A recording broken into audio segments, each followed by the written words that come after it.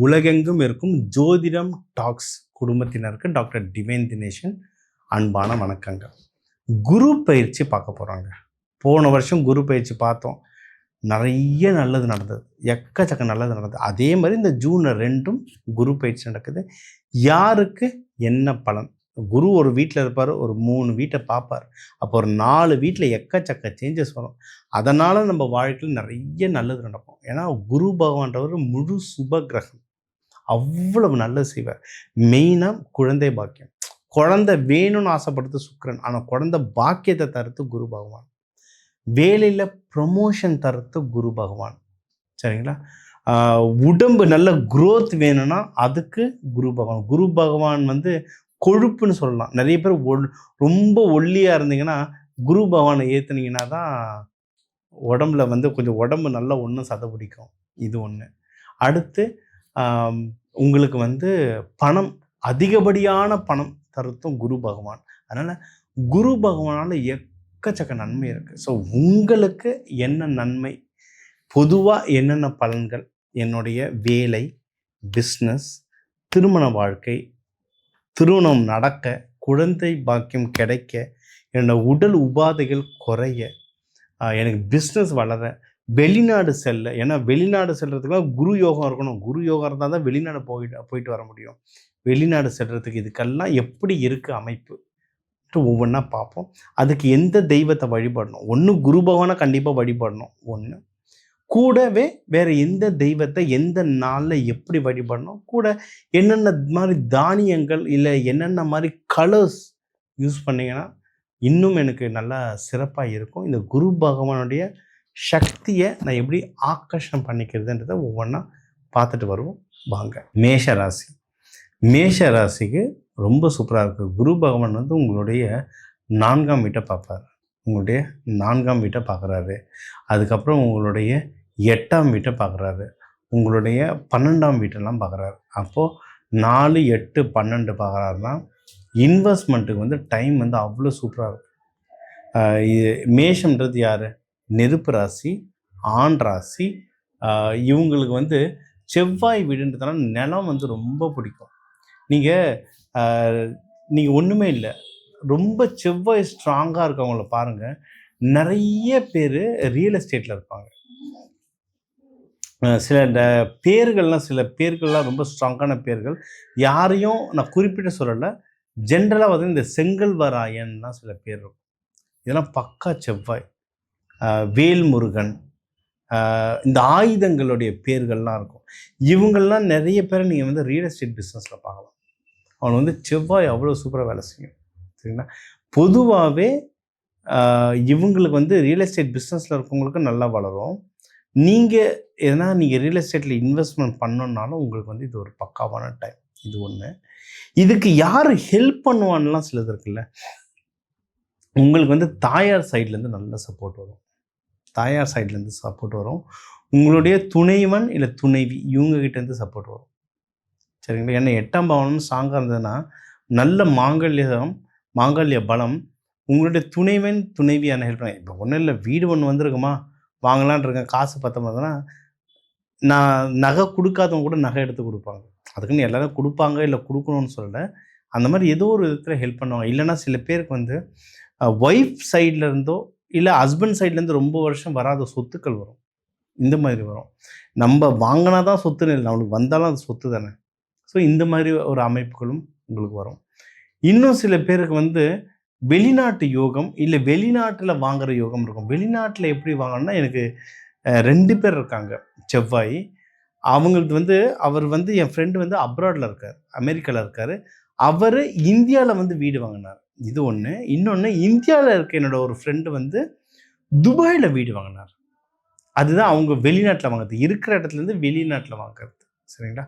So இந்த மாதிரி அமைப்புகளும் உங்களுக்கு ரொம்ப நல்லாயிருக்கு. ஸோ உங்களுக்கு அம்மா, ஸ்பௌஸ் இவங்ககிட்டேருந்து நிறைய வாய்ப்புகள் இருக்குது. வெளிநாட்டு வாய்ப்புகள் இருக்குது. இதெல்லாம் உங்களுக்கு குரு பகவான் நிறைய உங்களுக்கு அள்ளி அள்ளி தர விஷயங்கள். அம்மா சைட்லேருந்து ஏதாவது ஒரு நல்ல விஷயம் நல்லா வரும், நல்ல இணக்கம் வரும். ஏன்னா இப்போ உங்களுக்கு இந்த சனி பயிற்சி நடக்கிறதுனால எல்லார்கிட்டையும் சண்டை போடுவோம். அதுவும் வீட்டில் முதல்ல அம்மா ஒய்ஃப்கிட்ட தான் சண்டை போடுவோம். அந்த சண்டைலாம் முடிஞ்சு பேச்சப் ஒர்க் நடக்கும். ஒய்ஃப்கிட்டே ஹஸ்பண்ட்கிட்டே சண்டைலாம் போட்டிருந்தீங்கன்னா அதெல்லாம் முடிஞ்சு பேச்சப் ஒர்க் நடக்கும். இந்த குரு பயிற்சி உங்களுக்கு சிறப்பாக இருக்கும். நீங்கள் வழிபட வேண்டிய தெய்வம் திருச்செந்தூர் முருகர். திருச்செந்தூர் முருகர் வள்ளி தேவயானியோட வழிபடுங்க. இல்லை திருப்பரங்குன்றம் இவங்களையும் வழிபடலாம். இந்த முருகன் வள்ளி தேவானியை வழிபட இந்த குரு பயிற்சி உங்களுக்கு வந்து ஒரு சூப்பரான குரு பயிற்சி அமையும். ஸோ இப்போ வந்து குரு பயிற்சி வந்து பொதுவாக பார்த்தோம். உங்களுக்கு வந்து மெயினாக குரு பகவான் எந்தெந்த வீட்டை பார்க்குறாரு சரிங்களா? உங்கள் வீட்டில் ஒருத்தர் உங்கள் ஒரு கட்டத்தில் இருப்பார், ஒரு 4 வீட்டை ஒரு 3 வீட்டை பார்ப்பார். அப்போ மொத்தம் 4 வீடு வரும். மெயினாக என்னென்ன விஷயங்கள்லாம் உங்களுக்கு என்னென்ன ஓவராலாக எப்படி இருக்கும்? கல்யாணம், மகப்பேறு, லவ் செட் ஆகிறது, வேலை, ப்ரமோஷன்ஸ், வேலையில் சம்பள உயர்வு, பிஸ்னஸ் நடக்கிறது, கடன் வாங்கிறத பற்றி, கடன் வாங்கலாமா கொடுக்கலாமா இதை பற்றி, உடல் உபாதைகள் யார் யாருக்கு சரியாகும், கோர்ட்டு கேசஸ், இந்த விஷயங்களெல்லாம் சொன்னோங்க. இதெல்லாம் சொன்னோம். இதுக்கு பொதுவான தெய்வங்கள் சொன்னோம். இது எல்லாமே நான் பொதுவான தெய்வங்கள் சொன்னேன். ஒரு சார்ட்டை எடுத்தால் இன்னும் அக்யூரேட்டாக இப்போ உங்கள் எல்லாருடைய சார்ட்டை நான் பார்க்கல.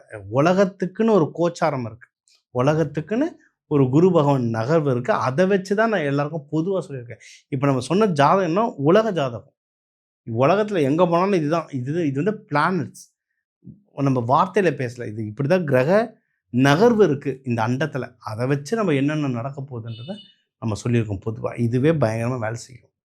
இன்னும் அக்யூரேட்டாக எனக்கு வேலை செய்யணும் அப்படின்னா உங்கள் ஜாதகம் எடுத்து உங்கள் ஜாதகத்தில் எந்த கட்டத்தில் என்ன கிரகம் இருக்குன்றதை பார்த்துட்டு அதுக்கேற்ற தெய்வங்கள் சொல்லுவோம், அதுக்கேற்ற கோவில்கள் சொல்லுவோம். அங்கே போகும்போது இன்னும் பவரை வேலை செய்யும். அந்த அதுக்கான பரிகாரங்கள் சொல்லும்போது இன்னும் பவரை வேலை செய்யும். ஸோ யாராவது இப்போ நம்ம சொன்ன விஷயங்கள்லாம் உங்களுக்கு மேட்ச் ஆகுது, எனக்கு கல்யாணம் ஆக போகுது, எனக்கு ப்ரொமோஷன் ஆக போகுது, எனக்கு குழந்தை, இப்போ நிறைய பேர் இந்த குழந்தை பாக்கியத்துக்கு தான் எக்கச்சக்கமாக வராங்க சரிங்களா? குழந்தை பாக்கியத்துக்கு வெயிட் பண்ண போகிறேன், இப்போ ஏதோ ஒரு ட்ரீட்மெண்ட்டுக்கு போகிறேன், எனக்கு டேட்டு சொல்லுங்கள் அப்படின்லாம் கேட்டிங்கன்னா எனக்கு கால் பண்ணுங்கள்.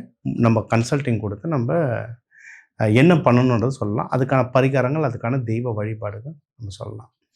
பொதுவாக இந்த குரு பகவான்னா நம்ம ஆலங்குடி சொல்லுவோம் குருஸ்தலம். ஓகே, ஆனால் குருஸ்தலம் நிறைய இருக்குது. சென்னையிலேயே இருக்குது. சென்னையிலேயே அவ்வளவு உங்களுக்கு திருவெற்றியூர்லேயே குருஸ்தலம் ஒன்று இருக்குது. திருவெற்றியூரில் குருஸ்தலம் இருக்குது, பாடியில் ஒரு குருஸ்தலம் இருக்குது, திருநெல்வேலியில் ஒரு குருஸ்தலம் இருக்குது. திருநெல்வேலியில் குருஸ்தலம் பெருமாள் ஸ்தலம் ஒன்று இருக்குது, சிவனுடைய நவகைலாயம்ல ஒரு குருஸ்தலம் இருக்குது. இந்த மாதிரி குருஸ்தலங்கள்ட்டு நிறைய இருக்குங்க. தாராளமாக போயிட்டு வாங்க. எதுவுமே முடியலையா, அங்கே பக்கத்தில் இருக்க சிவன் கோவிலுக்கு வியாழக்கிழமை குரு உரையில் போயிட்டு வாங்க. காலையில் 6:30 மணிக்கு வரும், இல்லை நைட்டு 8:30 மணிக்கு ஒன்று வரும். மதியம் 1:30 2 மணிக்கெலாம் கோவில் நட சாத்தியிருக்கோம். காலையில் இல்லை நைட்டு போயிட்டு வாங்க. அவ்வளோதான். முடிஞ்சால் இந்த குரு ஸ்தலங்களுக்கு போகலாம், இல்லை பக்கத்தில் இருக்க சிவன் கோயிலுக்கு போயிட்டு வரலாம்.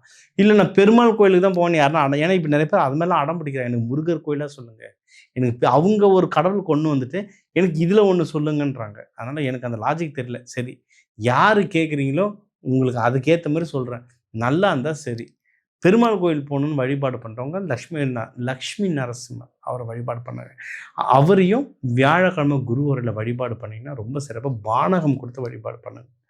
உங்கள் எல்லாருக்குமே எல்லாமே அந்த குரு பகவானுடைய அருளாலும் நடக்கணும். குரு பகவான்றவர் முழு சுபகிரகம். யானை மேலே வருவார் குரு பகவான். நம்ம வந்து மரத்துக்கு அடியில் உக்காண்டிருக்க தட்சிணாமூர்த்தி மட்டும்தான் குரு பகவான் நினச்சிட்டு இருக்கோம். குரு பகவானோட இன்னொரு ரூபம் இருக்குது, வெள்ளை யானை மேலே வருவார். இந்திரன் வந்து ஐராவதத்து மேலே உக்காண்டிருக்காருன்னா அந்த பின்னாடி 1000 அர்த்தம் இருக்குது. குரு யார் கூட இருக்காங்களோ அவன் வின் பண்ணுறான். அதனால தான் எந்த ஒரு பெரிய ஸ்போர்ட்ஸ் பிளேயர், நீங்கள் வந்து சச்சின் எடுத்துக்கிட்டாலும் சரி, இல்லை நீங்கள் வெளிநாட்டில் ரொனால்டோ எடுத்துக்கிட்டாலும் சரி, எந்த ஸ்போர்ட்ஸ் பிளேயர் எடுத்துக்கிட்டாலும் சரி, இல்லை எந்த நடிகர்கள் எடுத்தாலும் சரி, இல்லை எந்த பிஸ்னஸ் மேன் எடுத்தாலும் சரி, எல்லாருக்குமே மென்டார்னு ஒருத்தர் இருப்பாங்க. அதை வந்து தமிழ்லையும் சமஸ்கிருதத்துலேயும் குருன்னு சொல்கிறோம். குரு இல்லாத ஆட்டம் குருட்டு ஆட்டம். யார் குருவை வச்சுக்கிட்டு குரு பேச்சை கேட்குறீங்களோ எல்லாரும் நல்லா இருப்பீங்க. அந்த குரு பகவானுடைய ஆசீர்வாதத்தால் உங்கள் எல்லாருக்கும் எல்லாமே நல்லதாக நடக்க டாக்டர் டிவைன் தினேஷன் வாழ்த்துக்கள். வாழ்க வளர்த்து.